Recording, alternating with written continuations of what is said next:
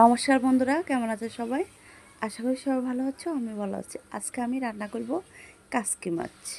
প্রথমে আমি পেঁয়াজ আর কাঁচামরিচটা ভালোভাবে ভেজে নিয়েছি। এরপর গুঁড়া মশলা দিলাম, এখানে দিলাম হলুদের গুঁড়া, মরিচের গুঁড়া, লবণ, জিরে, ধনিয়ার গুঁড়া। এখন একটু পানি দিয়ে মশলাগুলো ভালোভাবে কষিয়ে নিয়েছি। এরপর দিয়ে দিব টমেটো কুচি। এখন আরেকটু ভালোভাবে কষিয়ে নিব।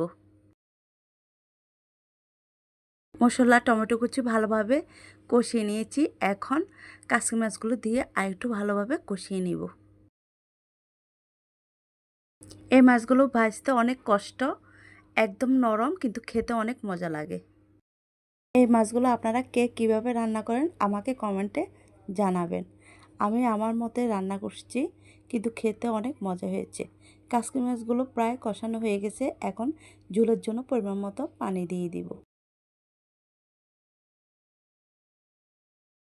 এখন একটু নেড়েচেড়ে কিছুক্ষণ রান্না করে নেব।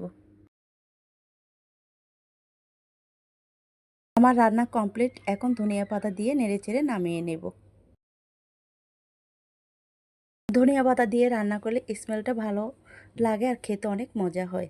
আমার রান্নাটা কেমন হয়েছে ভালো লাগলে লাইক, কমেন্ট, শেয়ার করবেন। ধন্যবাদ সবাইকে।